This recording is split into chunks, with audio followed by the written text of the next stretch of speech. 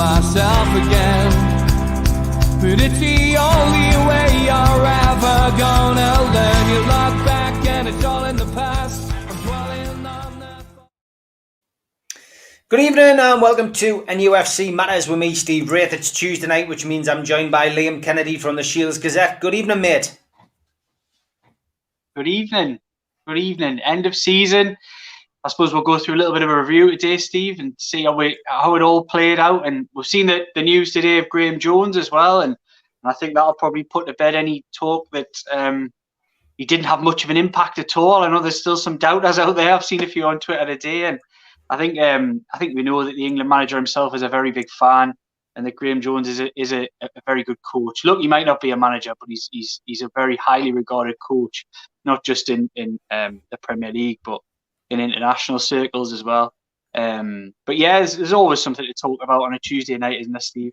Well, there is. I mean, look, you're going to get inundated with questions. And I've decided this week, I think we'll leave the season review till probably next week because I think people want to reflect on the game, go in the game. There's plenty of stories out. I think by next week we'll be, we'll all be twiddling our thumbs, and looking for stuff to talk about. So I think next week we'll do the season reviews. But look, I just wanted, before I come to the questions, the result of the weekend, look, it was a meaningless game, really. Fulham were relegated, Newcastle was safe. But what a turn up for the books that all the other teams around us lose. Newcastle win 2-0. They finished 12th in the Premier League. Crazy, isn't it, when you think about what we were talking about 6 weeks ago? Totally crazy. I had a bit of a funny experience with social media the other day. Not that it is the most sane of platforms, but I had about 3 or 4 guys who had never spoken to, really met before or anything, saying, "Oh, Liam," like they were doing the Steve Bruce, pardon my French, swinging the dick thing, where they came out and they were like, "Oh, I told you so. I told you. What are you going to say about Steve Bruce now?" And I was sort of like wondering why people were asking us this. You've been so negative. You'd be wanting Newcastle to get relegated so you could say, "I told you so" with Steve Bruce. Honestly, these people obviously don't watch this show, don't read my stuff, don't know any of the stuff that we do. The last thing in the world I want is Newcastle United to do badly. I think I've repeated throughout this process, throughout these conversations that we have on here as well, that relegation to me and Newcastle United does not play any part in any plans. I think people have mentioned it with regards to takeover and things like that, and sort of talked about would it be easier, and it's never easier. Nothing's easier when you're outside of where you need to be and where you belong. So we'll put that bit to bed initially. But it was such a, you know what? Let's just be, so much negativity, and there's always a lot of negativity. And look, a lot of people will say, what was the positive end of the season? To what ends was it? But does that matter? It was positive. Do you always have to put a negative slant on things? I get it. I'm in the trenches with you guys out there. I feel it. I know that another season with Steve Bruce could be really problematic. I know that another season without any fresh investment and takeover, a summer transfer window where money's going to be tight, is going to be a really, really tough summer, which will probably lead to another tough season. But look, can we not just enjoy the fact they won 5 out of the last 8 games? For me, that was a really positive, totally unexpected end of the season. I think I said it a few weeks back that we were going. I really expected we'd be going to Leicester and Manchester City when Fulham's games eased up a little bit. I think they had Burnley and Southampton in that little sequence, and I kind of thought that we would be really relying on having to get something in those games. It wasn't even close. We sat the game after the Brighton debacle and talked it through, and Newcastle United realistically didn't need to pick up another point until the last day. They were absolutely fine. You couldn't have predicted that then, but I think it's kind of symptomatic of the position that they found themselves in, that it was so self-inflicted, because the teams at the bottom were rubbish, and they were rubbish from the start of the season to the end of the season. We talk about sort of Fulham having a little bit of a go, maybe in February to maybe the start of April. I mean, the start of April, that time when they dipped into the bottom 3 was the first week of April. I was at that Tottenham game, and it was sort of in the aftermath of that Tottenham game, the positivity of getting that result and getting things back on track, and then all of a sudden you find yourselves in the bottom 3 for about 17 minutes that day, I think. But for me, it was more to do with Newcastle United's bad season. And that's why the Bruce thing deserves some positivity for the way that he's pulled things together. He put out fires that he didn't have to put out. He did have to, but I wasn't expecting him to, with your Ritchies, with your Sean Longstaffs, and with other players as well. And pulled it together and kept things going, and the players deserve credit, and the coaches, I mentioned Graham Jones earlier, deserves credit. Because it was totally unexpected. I could have predicted Newcastle United would creep up that division, and you mentioned it there, Steve, about how it was almost like written in the stars, wasn't it? The way that everybody else dropped points. Newcastle United were at half-time one goal away from sort of getting to 12th place, and they managed to do it They just crept in with a couple of minutes to go with a penalty, and it was just written in the stars for them. The better last season and better the points tally and the positions, and that's positive. It's a reason for a little bit of tempered positivity, because yes, it means nothing ultimately, but it's better than it could have been. I've got to be honest, through a lot of February, March, even go back to December, the alarm bells were going. January, the alarm bells were really going. February was grim. March had bits of February with Everton, etc., had a little boost.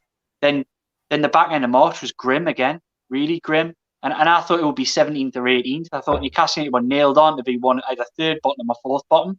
And to have come out of it being the best of the rest, because let's be honest, there's a huge gap between 12th and the rest above it. To be the best of the rest is a big surprise. And everybody involved at the club does deserve some credit for that. Look, the scouting team, Steve Bruce, I was told in the January window that all the talk in the last 2 days of that window was it was going to be people were talking about Ainsley Maitland-Niles, and he was the one that you pick up from Arsenal. I don't believe he was ever really under consideration at Newcastle United, despite what people read elsewhere. I was told that he wasn't. I was told that Joe Willock was the man, and I've got to be honest, I think because you look at it, you see he can't get in there at Arsenal. Hasn't really pulled up any trees. He's done okay in Europe, but you kind of look at it and say, is this really going to get Newcastle United out of trouble? God, did he get Newcastle out of trouble?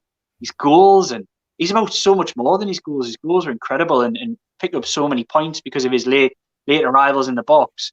But his carrying of the ball, which we've seen on Sunday, is incredible. But also his recoveries, his constant recoveries and his interceptions, and it's very Mo Diarmi-like, the way that he covers across the pitch and gets and wins the ball for Newcastle and recovers it. And I think there's a fair bit to be positive about.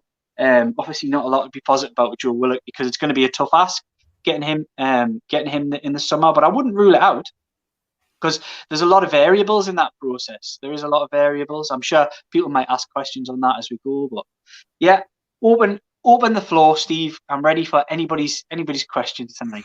Okay, good stuff. You're getting a bit of criticism. Your hairstyle always seems to attract people in the chat. People thinking you've turned up on a motorbike. Other people saying you should use my barbers. Somebody saying the curlers aren't working. So I'm sure, I know you enjoy reading all of these at the end of the show. So I'll leave you to pick up with these people later on. Kyle Jameson got in very, very, very quickly on Facebook, and I keep forgetting to mention this. We are on Facebook. If you're on Facebook, it's a lot nicer than Twitter, to be fair.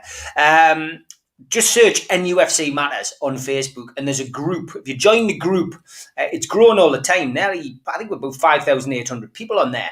I don't update it as much, but it's a great community. A lot of good people on there, and a lot of people have banters. Quite a few people from the show on there. But just join the group. So Kyle Jameson got onto us anyway. He says, could you ask this question to Liam tonight? What does he think about Graham Jones being asked to join Southgate's coaching staff for the Euros? So there you are, Kyle. I promise you I'd answer it. Ask it. Liam will answer it. Good relationship between the two. They did their coaching badges together. He was, I'm sure when Southgate was with the 21s, he tried to bring him on board. They're really good pals. And I've put a story out there today, which is actually a rewrite from a February story. Give it a look. It's on my timeline, Twitter timeline at the moment. You'll see the little @ down here, Liam J. Kennedy 23. Check that out. And it tells the story of their connections and their past and how Gareth Southgate played a major role in Graham Jones getting the Newcastle United job. Along with Roberto Martinez, giving fantastic references to Lee Charnley and the club hierarchy when they were sort of putting the feelers out there to get somebody in to really give Steve Bruce and Newcastle United a bit of a kick up the backside in February. Let's be honest about it, because the season was faltering. But yeah, I think it's a really positive move, and it just shows how highly regarded that he is by a lot of managers. We see a lot of criticism go his way, and I've even been guilty of it, saying, look, are they being pragmatic enough? Have they changed the tactics quick enough? They proved me wrong. They proved other people wrong, because they switched from that false nine formation, which didn't work without Callum Wilson, let's be honest. And they switched, and they went to the 5 at the back, and they found an identity in a way of playing. And I would be honest, that there hasn't been an identity under Steve Bruce at Newcastle United, and I do think under Graham Jones they've been able to find that. And look, I'm not anybody who knows me or anybody who speaks to me regular. I'm not the type of bloke who's known as like a glass half full type of bloke all the time. I can be with the best of them, but what I would say is the positive that can be taken out of the fact Steve Bruce is remaining. No, nobody wants to hear that, but he probably will be here next season unless one of these takeover bombshells drops at some point and pushes things along the line. But Steve Bruce will be here. One of the positives is that there is going to be a summer. I know he's away with England for a month, but there's going to be a summer of Graham Jones working on things and working on through Graham Jones' plans. I think that's key. That Graham Jones' impact is tactics, is man management, which is incredible.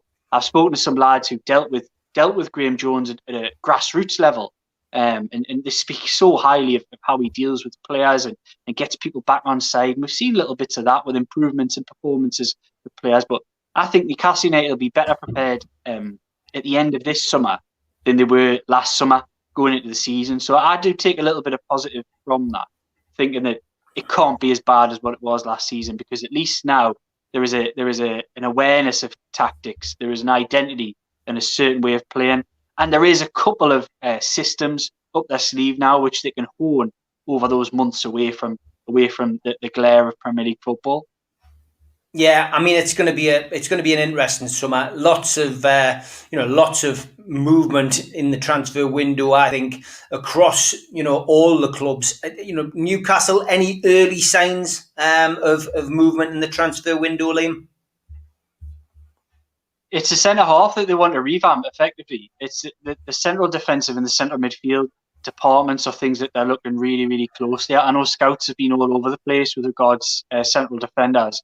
There's a couple of moves that could happen. I'm not going to say definitely that they will, but I'll tell you players that they are looking at. They're looking at Danilo Doki, who plays for Vitesse in Holland. They're looking at Christopher Aja, who plays Norwegian centre half, who plays for Celtic, and I think that's probably the lad who's top of their list.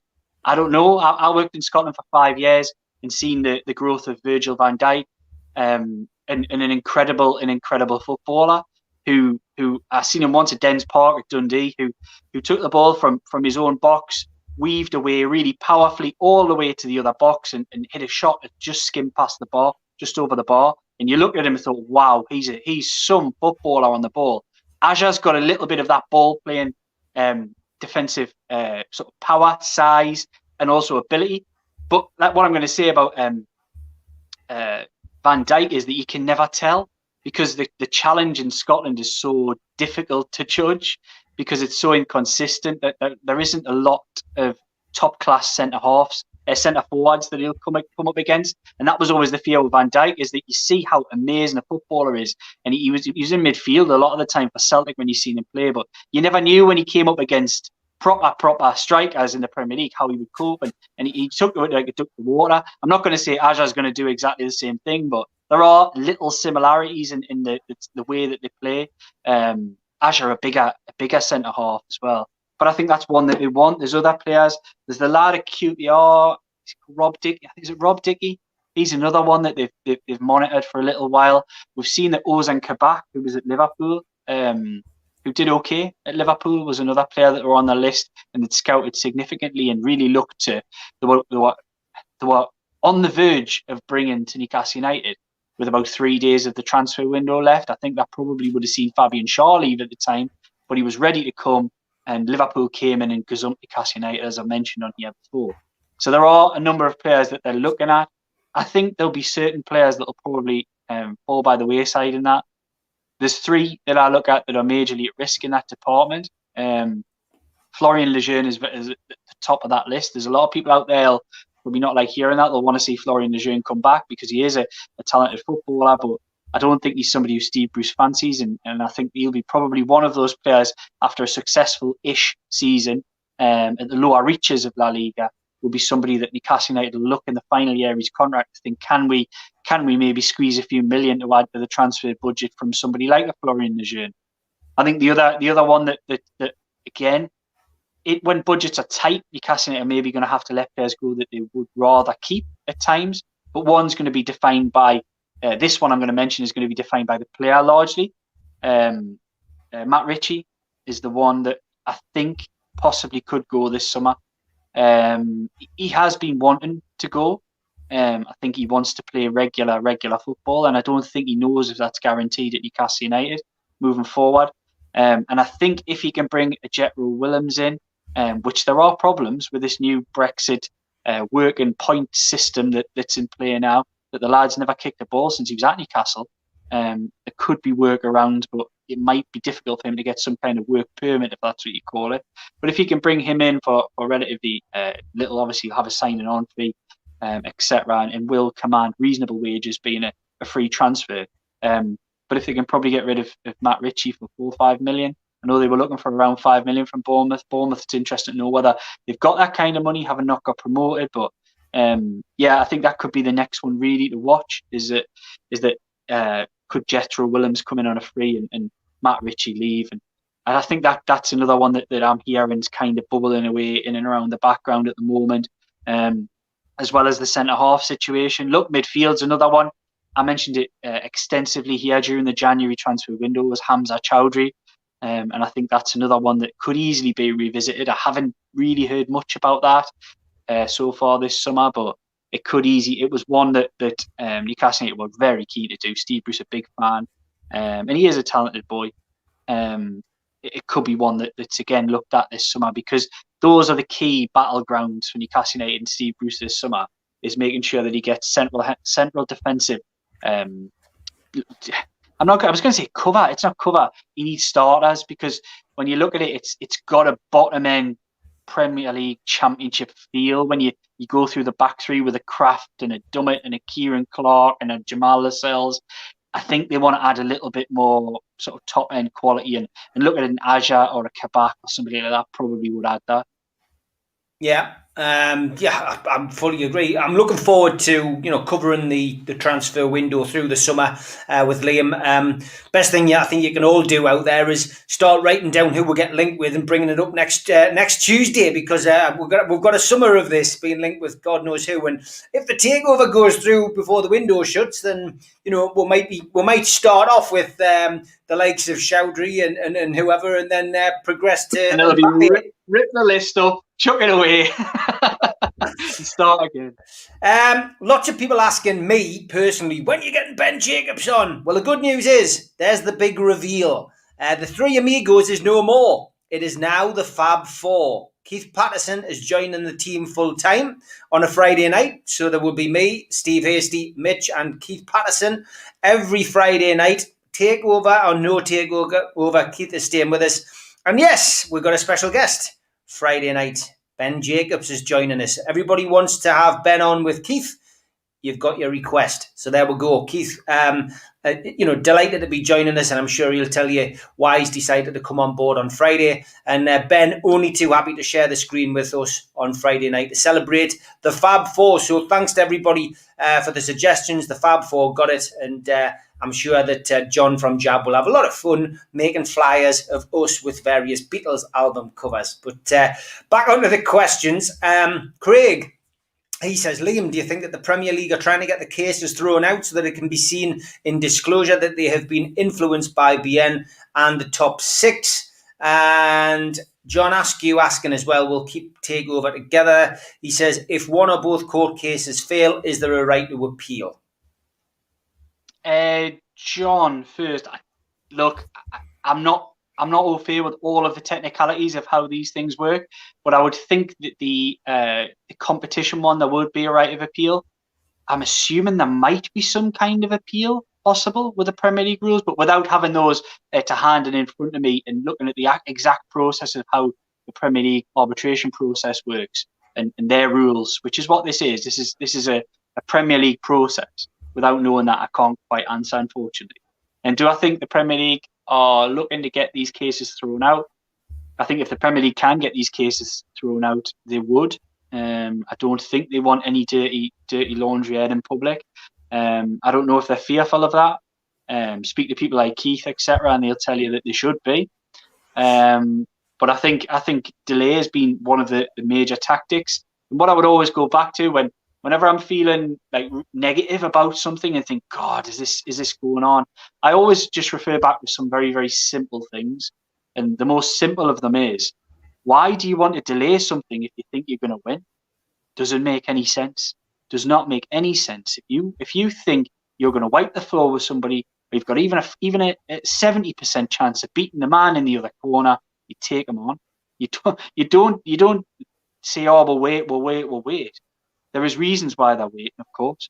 But I always come back to that idea that it was the Premier League in the first place who offered the Saudis, offered PIF, the arbitration process to decide things. It was rejected, of course. Mike Ashley took on that mantle and has taken the arbitration process. And we've seen in the recent court-released documents that the Premier League are trying to delay the evidence submitting process. They want longer on that.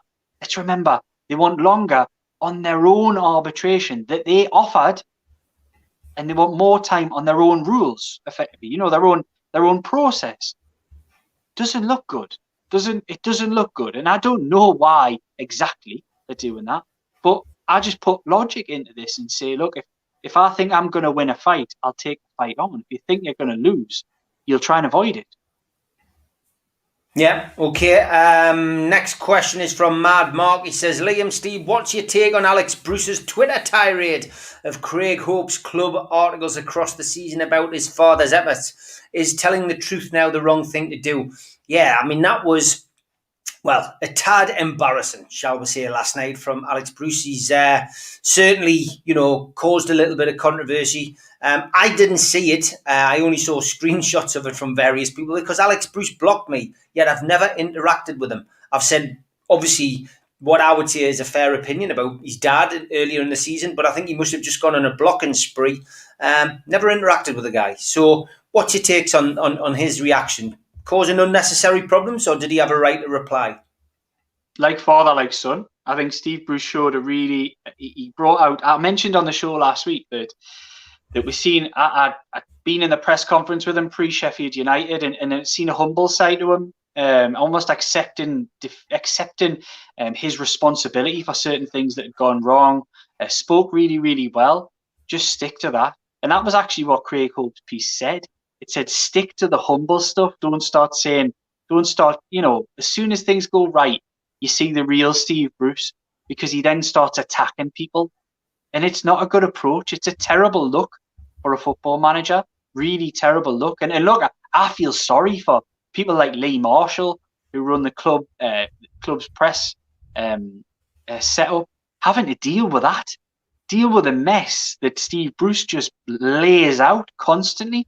This was a time of positivity, as it was after the Leicester game, which was only the last time that he started swinging his dick, basically saying, I'm right, you're wrong. I mean, it's a great expression, that, Liam. It's one thing you can't put in the paper, sadly. No, I can't. I've never written it, and I don't think I will. I'm not sure the bosses at the Gazette would accept that one. You could use your picture of the guy doing the helicopter when Newcastle scored. Yeah. So I think his son's basically just like showing exactly the same traits, to be honest. I get it. And I thought, you know what, Hope, he was brilliant. I thought it was just be the bigger man and just say, look, he had a joke about it and said, look, it's a good job I didn't say anything too critical about your dad. But I get what he said as well, like he was sticking up for his dad. It's just not the platform to do it, is it? I mean, no. Speak to the guy, have a conversation, take it into DMs, take it into a phone call, ask him for his number and say, I want to talk this through with you. Don't just put a pathetic tweet like that, calling people names, being really negative. Look, it doesn't surprise us. I've seen firsthand what his dad can be like. So it doesn't surprise us he's brought his son up exactly the same way. And it's it's an embarrassment. And I think it's a disgrace. The way that this is because things have gone reasonably well. This is now a witch hunt, and that's how I'm going to describe it. This is a witch hunt against Craig Hope, who is, in my opinion, this is just my opinion purely, is the best journalist in the Northeast covering Newcastle United. The story he gets are the type of things that sometimes only I can dream of. A fantastic journalist, really good, hard news stories, gets right stuck in when you need to get stuck in. And I think he's fantastic. And I think this is a witch hunt. Steve Bruce has singled him out and is constantly attacking him. And there could be problems down the line with some of this name calling. I mean, it can only go so far, some of this. The ban has absolutely no standing at all. There's no reason to ban him from that football club. He's done nothing wrong, apart from report fact. And it is fact. He's not making it up. There's no agenda. He's a Newcastle fan like you or me. He is. That's a fact. He worked at the football club. This must be where this strange agenda idea comes from, that maybe Steve Bruce has had poison poured in his ear about Craig working at the club before and this kind of thing. I don't know. I'm just surmising here. But I don't get it. I don't get why you would want to go on like that. I don't know why you would want to attack somebody in their profession when you've admitted yourself as a football club he's been doing it right and he got the story right. And that's why you banned him. To then go on national radio, national TV, talk to national journalists and criticise the same man, it's singling somebody out. And for somebody in Alex Bruce, I've seen a lot of people pointed out to him as well in the last few days. Somebody who advocates, look after people's mental health and make sure you're kind to people and that kind of thing. Look, we've taken criticism for things we've said. People can't be kind all the time. I get it. Sometimes people aren't very nice. That's just life. But you try to be the best person you can be and try to be as nice as you can. But a systematic singling out and attacking of a journalist, I think Hope he's got thick skin. I think he can take it. But it's not a nice thing to see. And it's really, really embarrassing that's orchestrated by the manager of Newcastle United. Yeah, embarrassing's the word. That's a pretty good assessment, I would say. Dougie, who's a regular viewer, Dougie Morris, thanks for sending that photograph in, mate. You look smart as a dart, Bonnie lad, and I presume you've either painted that. Look at the smile on your face. You've just finished painting that fence. Very good, mate. You've missed a bit. You've missed a bit behind you, but Dougie, as always, he kept us smiling with his inboxes on Twitter. Thanks very much, mate, and hope you're happy with your t-shirt. Big shout out, as always, to the sponsors, Spider VPN, of course, who've been with us for the last 4 months. For all your internet security, just Google Spider VPN, and they're at the top of the search list, and they can help protect all your online activity. Also, a big shout out to Sir Bobby, who is in the chat tonight. You will have noticed he is commenting. Sir Bobby is in the chat, so give him a shout, say hello. He is, of course, from skipsandbins.com, 0800 25 45 25 3. Email inquiries at skipsandbins.com. Website www.skipsandbins.com. Easy, contract free, and pay as you go waste collection. And I like this, Liam. He's even got him in a little strip now. Look. Oh, and you've seen Matt's kit. Look at that. John from Q-Tech, he'll be selling that next week. What a Bob B. Dazzler, I would say. Well done, Scott. Very good. And thanks for your support again this month, mate. Been absolutely superb, and I'm delighted that you're happy as well. Also, a big shout out to John at qtechshop.co.uk, who is in the chat as usual, makers of pool tables and snooker tables in Wallsend, in Newcastle. And of course, big shout out to John at Jab Signature, who rarely in the chat. He sometimes pops in, sometimes has a look. Always hard at work, John, but thanks for doing all the flyers. Don't forget as well, NUFC fans, foodbank.co.uk is still operational. Drop some money in today into the food bank bucket, and you enter yourself into the prize draw for the watch, which is drawn in August. So well worth going on. And I mentioned the t-shirts earlier. NUFCmatters.com. Get yourself on. There is all different kinds of t-shirts and hoodies. The Three Amigos one was launched on Friday, but pop yourself on to NUFCmatters.com. Get yourself a mug, a t-shirt, whatever. Pop yourself on there And John is always updating that and putting some rather snazzy gear on. Just for those who want an update about what's going on for the rest of the week, people thinking that it's all going to collapse because the season's finished. It's not. We are, as always, going to have all the usuals on. The Retro Show is on tomorrow, so that is with me, with George Mitchell, with Neil Mitchell, with Steve Wilkinson, Steve Hasty, and Stu Penman. We are looking at games between Newcastle United and Portsmouth, so I would imagine the David Kelly game gets a covering tomorrow night. As always, I'll be looking at celebrity fans at Portsmouth, trying to trick the lads, and also looking at players that played for both teams. And again, trying to find some really obscure and old photographs of them to trick the lads. But they'll be given their match day reminiscence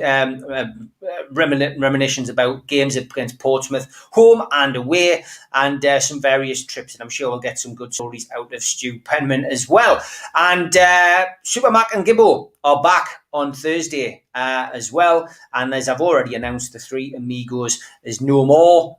But fear not, it is now the Fab Four. And the Fab Four each Friday join myself, Neil Mitchell, Steve Hasty, and Keith Patterson, with special guest this week by demand, it has to be said, Ben Jacobs. I think a lot of people would like to see Keith and Ben thrashing it out, the NUFC takeover. So that should be very interesting. 5:30 till 7:30 on Friday. And Saturday, I am back on with Mick Lowe's, but Mick's coming up to Newcastle. So Mick and I will be sitting together before we go out for a couple of bevies. So yeah, that's going to be on Saturday, and I haven't planned Sundays yet. I'm not that far ahead. Okay, we've got another half hour to go, and as always, plenty questions coming in. Alan Thompson says, evening all, I see according to press reports, we've only got £10 million budget. I thought we would get more than that. What's your thoughts on that? I mean, it's another one of those press stories, is it, Liam, or is this genuine? We've only got 10 to 12 million pound to spend. I don't know the exact budget. I'll be absolutely honest with you. I think anybody who reveals the absolute budget is probably giving the game away. I don't think that's something the club would particularly want out there. But I think it's going to be tight. I think I've been preaching that since probably about February, saying that things are going to be really, really tight. Will they be able to go out and get somebody? I said last week, I think if there's somebody there that they can get for reasonable money, they will. But I think they are going to be looking at your free contracts to bolster the squad. Like I say, Aja's probably looking in the 10 million bracket, and that will probably take up a large chunk of the budget. But I think there's probably just going to have to be some wheeling and dealing done. I think they're going to have to let some go, move some on. There's some prime candidates within that squad. The top of the list for me would be Dwight Gale. I think you've got to look to move him on and let Andy Carroll go and maybe sign one. Get rid of two, sign one. Like I say, a bit of manoeuvring in the back four. Maybe get rid of some of the dead wood. I know there's not a lot left now, but you would add Yoshinori Muto, probably heads that list himself. Get rid of him. I think there'll be money there, but I don't know the exact numbers. I'll be brutally honest with you. But I've always been told from very early on, because of the impact of COVID, which has been quite significant on Newcastle United's balance sheets, that I think things will be very, very tight this summer. Okay, we'll try and get through as many questions as we can, Liam, because we've got quite a few ones. Just if we can, let's try and keep people happy. So John Setter says, Liam, do you think if Roberto Martinez gets a Spurs job, he's been linked, I suppose, do you think Jones will go there with him? Not what I've heard. No, I think he's happy here. All right, Steve McNamara says, Liam, would you have Callum McGregor? Is that the Celtic lad? I've never thought he was that good, to be honest. I worked up there when he was coming through, and no, I wouldn't. I'm not a massive fan of Callum McGregor. No. John Askew says, is there a chance that the Cat court case can be thrown out before it starts? The Premier League would love that. Thrown out. It's probably more of a question for Keith on Friday. He's the one who knows the technicalities of all this thing. But I doubt it. I think if time was no object, I think the case would run. Okay. Ben Crowther says, are we linked with Oliver Nitcham? I think that's his name. And Cham, he was at Man City. He was up at Celtic. He went over to Marseille. Had a really bad loan spell from January onwards at Marseille. They're not going to take him up. He's now a free agent this summer. Newcastle United are going to try and hoover up free agents, so I wouldn't rule that move out. He was linked in January and was a player that they had a look at. Do I think he'd be a good signing? No, I've got grave doubts about whether he would add a lot. But look, I'm happy to be proved wrong if he does walk through the door. Jacob Hall says, are we likely to see Manquillo back in the squad? Yeah, I don't see why. Manquillo only signed his new contract last year, so I think he's probably at this stage a player who's likely to stay. Billy says, now Fury versus AJ has been scrapped. I'm compensated by Warkeith versus Jacobs.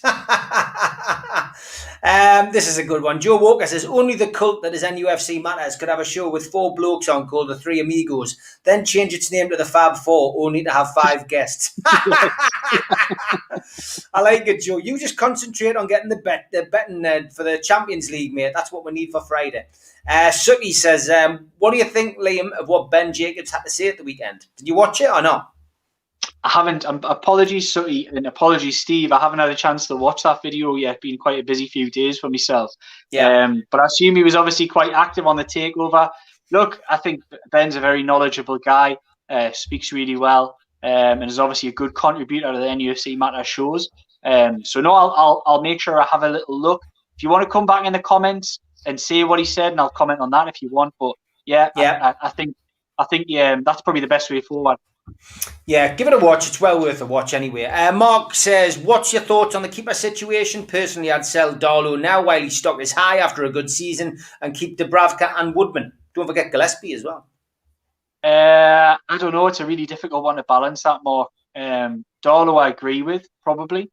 I think his stock is reasonably high. You could probably get good money. But what you'd have to look at is, for example, say Woodman stays at Swansea.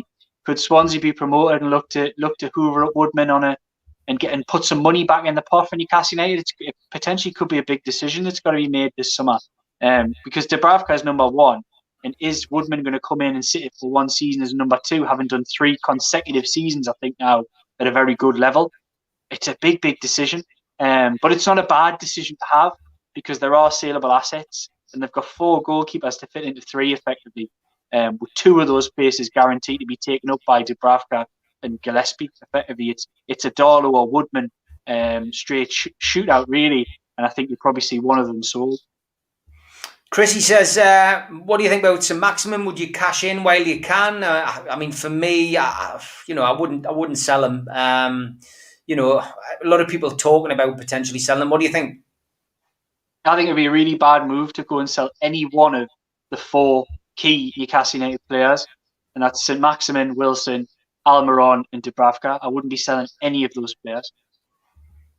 Yeah, it's a strange one. I see some people, obviously agree with it, but most people don't. It's one of those things. Steve McNamara says, ask Liam if he's seen much of Callum McGregor at Celtic, please. I'd have him. No, we talked about that a little bit earlier. You haven't well, seen no, Steve. No, I'm not. This is a personal thing, Steve. I've seen Callum McGregor at Celtic, and he has been excellent. Totally excellent. Right, okay. He's much improved, but for me, and he is better. He's probably better than some of Newcastle's players at the moment. But it wouldn't be a player at the top of my list to bring in, Stephen. But we'll agree to disagree on that one. Yeah, I mean, it's one of those things. You want to be signing Premier League class players, but at the minute we don't have that kind of budget, do we? That's the problem. No, we don't. The budget's going to be tight. I think they're going to have to just sort of be really clever with the type of moves that they make this summer. And I think one thing they've kept done, I'll not go too much into detail here, but they've kept their powder dry in the loan market in the summers and kept it till the January and then really exploited it. I think this summer could be different. I think this could be the one where loans come in summer and less so in the January because they're going to need to box clever. Richard Boyd says, what about this idea? Freddie Woodman to Arsenal plus cash for Willock because they need a keeper. It could happen. They're massive fans of him. They've been looking at him for years, and I think they could come in for a Freddie Woodman. Could that be used as leverage to get Willock in here? Potentially. Yeah, it wouldn't surprise us. It's a really good suggestion. Gary Hasty says, finishing 12th, Liam, does that not mean we'll get more money? Not the padlock pockets would allow us to spend it. Yes, it does. It does, yeah. Oh, is it? All right. Apologies, Gary. I'll make sure I correct that before he turns up this summer. No, I think I think they will get more money. I think they it worked out quite a few million actually from jumping up from a potential 17th to 12th. And that, look, the club, for as much as everyone talks about Ashley taking money out, the club looks after itself, the accounts look after themselves. And if there's more money comes in, it's more likely that Steve Bruce is going to have more money to spend this summer, so it can only be a positive. Sir Bobby asks, what about Gary Cahill? Not for me. Not for me. No? Definitely I think he's slightly over the hill, to be honest. It wouldn't be the type of player I'd be looking to bring in. Is he a free transfer this summer? He's on the list, isn't he? Must be in his late. Is he in his 30s? Yeah. It's probably not one I'd be looking to bring in. But look, if they did, it would be you could look at it and say it could work. It could be a solid enough, experienced former England international, decent Premier League performer. Mike Stewart says, we're going to keep Ryan Fraser. He was dire. Yeah, I think we'll keep Ryan Fraser, and I think you might well see a slightly different Ryan Fraser when he plays for Scotland this summer. And I think it'll be I actually hold hope he is a decent player. He isn't a bad player. We just haven't seen anywhere near his best in black and white.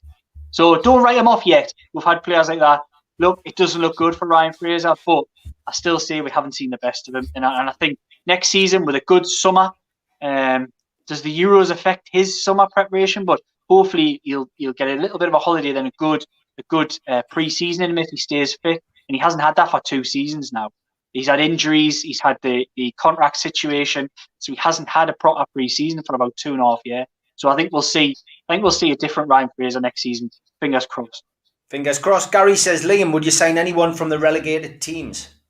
I think there's loads.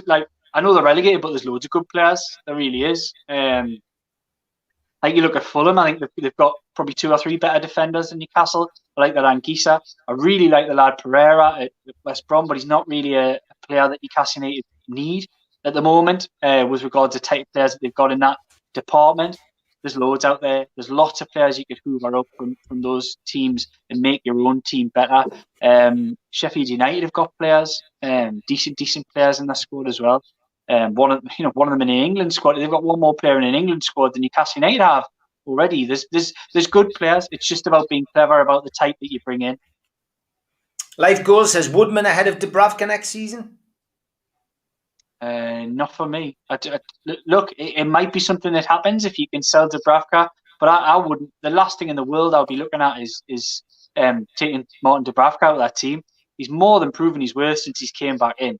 He's been worth just how calm and positive that he is and coming for balls and the way that he moves and everything. He just adds confidence to the team, and he's been worth points. Look, a stack of points since he came in for Caldolo, and that's no fault of Caldolo's. Caldolo is what he is. He's decent, and he's probably proven that he's Premier League quality. But, I mean, I've seen a lot of talk today, and this isn't a criticism of Caldolo, and I don't want to go into too much detail, but people saying, if Darlow played the full season, he would have got in ahead of Ramsdale. It's not true. It just isn't true. Ramsdale would have been ahead of him. So would Johnson have been ahead of him. That's fact. Because Caldolo is a limited goalkeeper. He's decent. He's a number 2 for me. And he's probably proven he could be a number 1 somewhere, top championship, bottom end Premier League. But I would swap him for Ramsdale every day. I would have Ramsdale in every day of the week. And Johnston at West Brom's a better goalkeeper too. Yeah. Don't at me, by the way. If everyone loves Caldolo out there, don't criticise with just opinion. But I think he's limited, and I think Woodman's a better goalkeeper. Dubravka's in a different league altogether. And like I say, I don't think he would have made an England squad even if he played the full season. Neil Skinner, good evening. He says, Willock, should we get the Belarus government to kidnap Joe Willock and keep him in the tune? That's gone political. I mean, Life Goals is also mentioning Josh King, Andros Van Arnholt, or Benteke on freeze. More big names and linked, and I don't know. What's your thoughts on any of those names? Float your boat. I really like Josh King. I've always talked about Andros Townsend. I don't have the bad feeling towards him that some fans seem to have when he's mentioned. I would definitely take him back. Benteke is an interesting one. I mean, he's probably proven in the last few weeks that he's not as limited as what he had been for maybe the 3 or 4 years before that. Is he a player I would take? Possibly Van Aanholt. No, for me, I'd heard he was going to Turkey anyway, so that's probably something that'll progress. He's had a better season, Benteke, but let's face it, before that he was awful. So I wouldn't take him. B. Taylor, what's this new rule following Brexit that would stop Willems signing for Newcastle, he says? So without having the rules in front of us, good question. I'll try and explain a little bit. It's like a points-based system where he'll get, if you play for a certain level of club in a certain level of league. So the Bundesliga ranks quite highly, and Frankfurt in the Bundesliga will rank okay. So if he'd been playing games for them, then he would qualify to come and work in the UK and sign for Newcastle United. But the fact that he hasn't kicked the ball for about 15 months now is problematic. It's basically a work permit system. So if you've been playing X amount of games for the Netherlands, he would be fine. If he'd been playing for a good club in Germany like Frankfurt, he'd be fine. But the fact he hasn't been playing means it can be problematic getting him that kind of work permit. That's the big problem. We don't know how much, without going into depth, how much there can be workarounds on this, because let's be honest, the lad's been injured and he has worked here before. There may be caveats with regards to that, but purely based on the point system, it's going to be a difficult one for him to get a work permit in this country. Yeah, I would agree. Tom Dixon says, Liam, would you keep Lascelles or sell him on? Keep. Tom, I'm always in the keep. And I get Jamal Lascelles' limitations. I get them. But I think he's a real leader, and I think he's a captain, and I do think he's a decent player to have. Look, maybe he wouldn't always start for you, but I like him. Yeah, me too. I will keep a hold of him unless the takeover goes through, and then I would I'd have major surgery on the team. Life Goals has got it all sorted. Keep 24-year-old Woodman, sell 31-year-old Darlow for 4 million, sell Muto for 1 million if possible, Lejeune for 2 million, Shelby for 8 million if possible, release Save, Gale, and Atsu, etc. Well, I think Gale's already really triggered that. He's been given that contract. What they want to do with Gale is probably the first call I would make this summer is to Scott Parker and the owners at Fulham and say, look, you wanted to sign this boy for nearly £20 million. We quoted you 3-4 years ago. Do you want him for 5 just to boost the budget? Get him away. Just get rid of Carroll and sign one other. Sign somebody who can maybe come in and be half worthy of replacing a Callum Wilson when he picks his customary hamstring injury or whatever it may be up in next season. Jacob Hall, yes, I noticed that the Man United documentary on Sky Sports 10 is 10 minutes short of 2 hours. The entertainers was only half an hour. It says it all. It really does. Mark says, Liam, I've heard Fraser's waiting on Howe to be confirmed at Celtic and he's hoping to push a move north. Have you heard anything about that? It's not one I'd heard, no. But it's an interesting one all the same. Look, you never know. You never know what's happening. These sort of machinations that sort of go on in the background. The wheels are turning everywhere, and we'll have to wait and see. He's really highly regarded north of the border. I don't know how good his relationship is with Eddie Howe. That would be my only caveat with that, the talk of that one, because there were problems at the end of his time at Bournemouth, which are documented and are out there.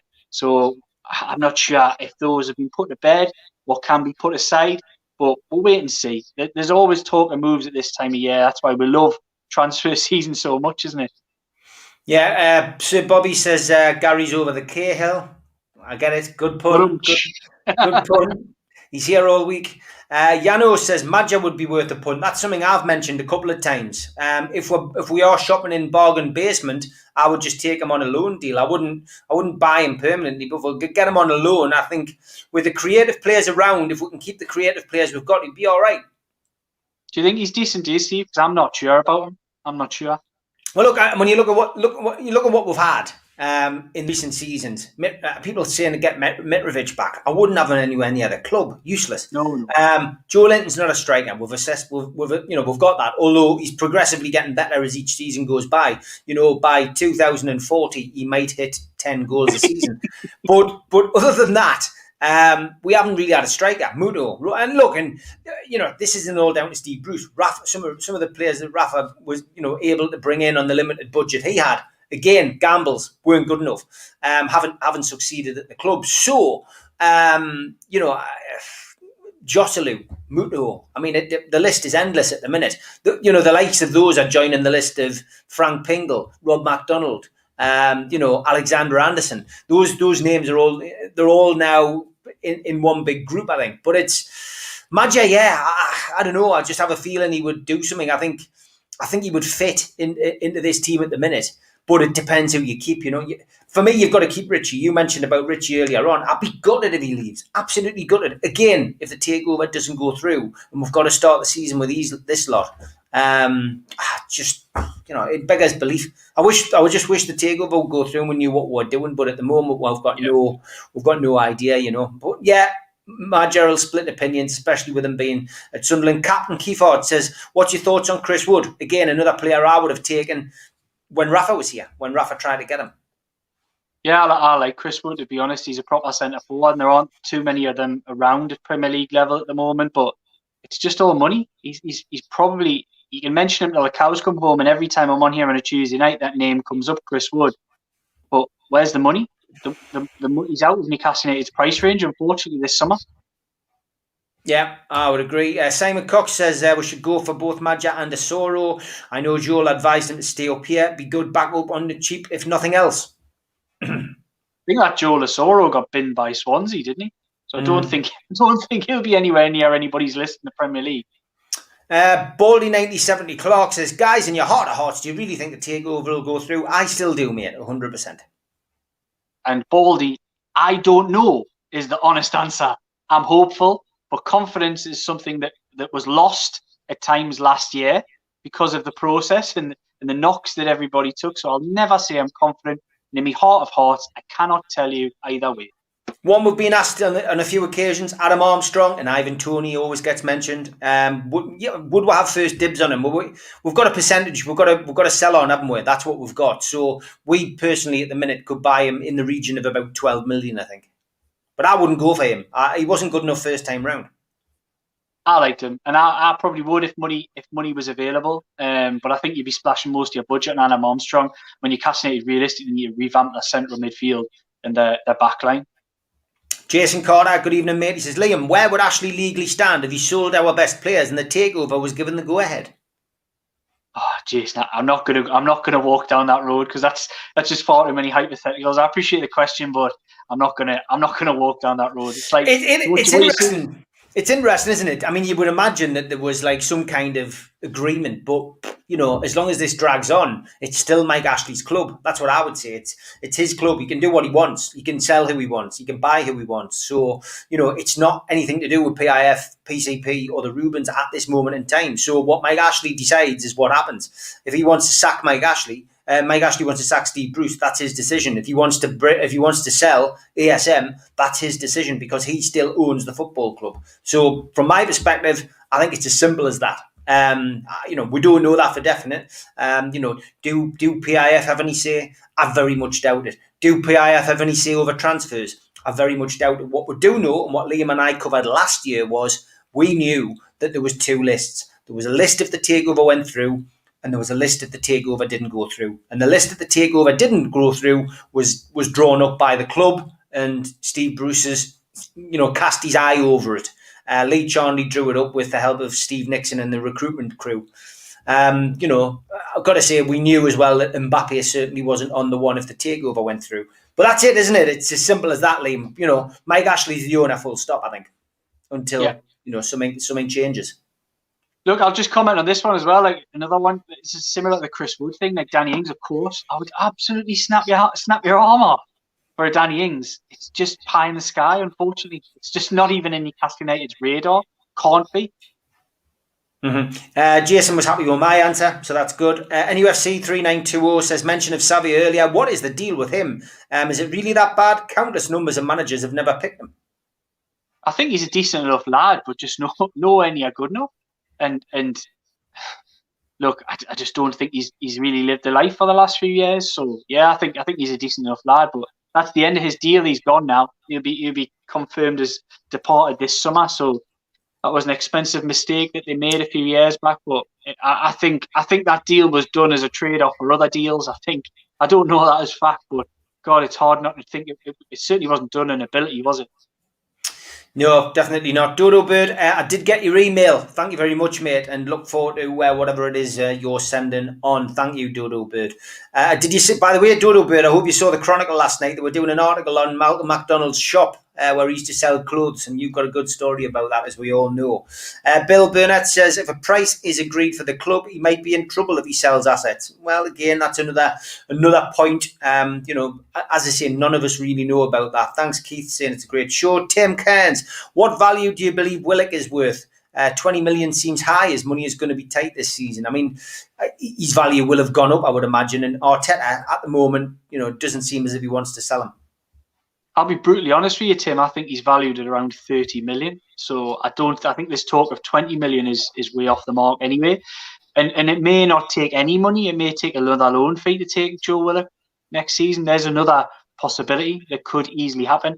Arsenal could kick the can down the road for another 12 months and decide then, look, they might lose value on him, but I just don't believe Arsenal want to take themselves from 9th or 8th, whatever they finished, I can't remember, to 4th. They're not going to look at a Joe Willock.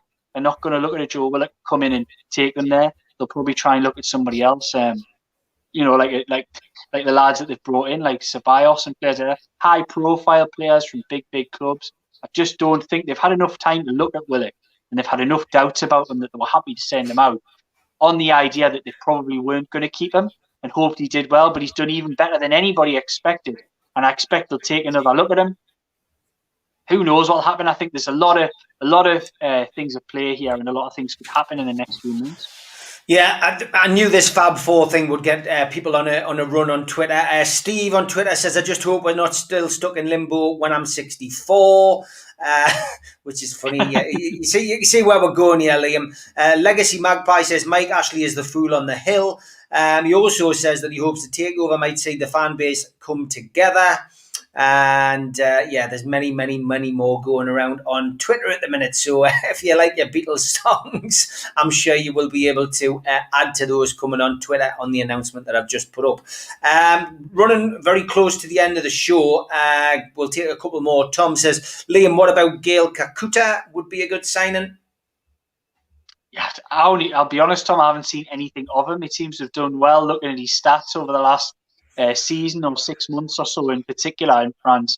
But my memory of him is just a fringe young player who didn't really make it at Chelsea, so I have no idea. The lad might have gone on to better things, and if he's available for very little cost, then he'll be in Newcastle United conversations. But apart from that, I can't really say. I don't know a lot about him.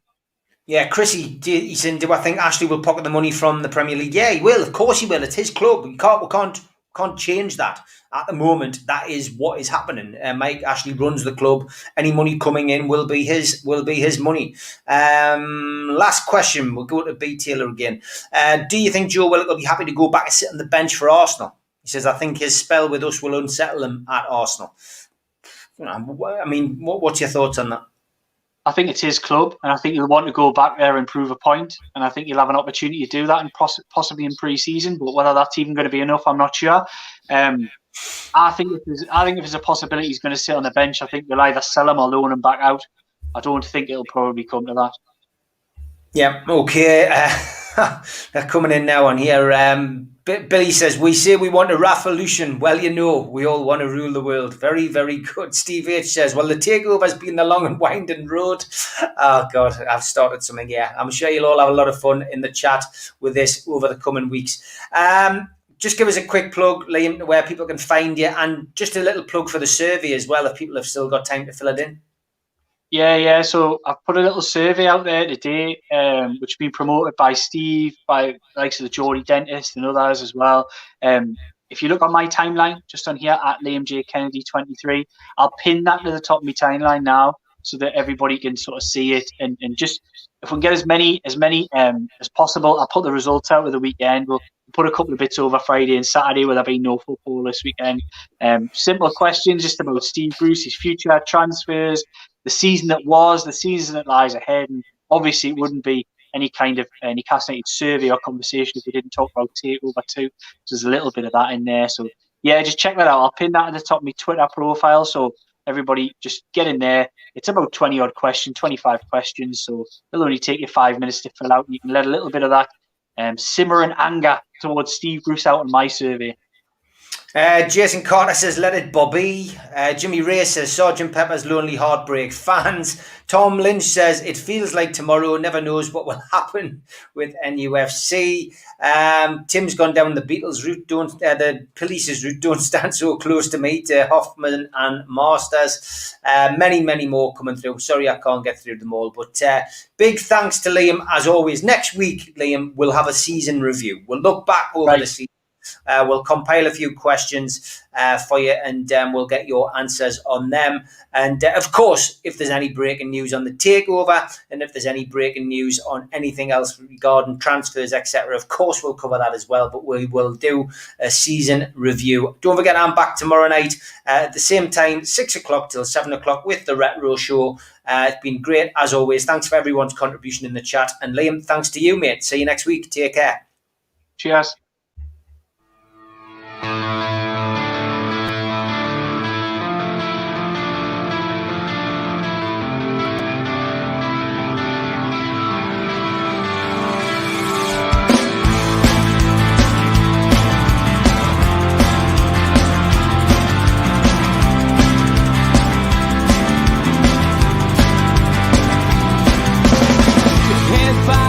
Critics attack. It feels like I've been talking to myself again.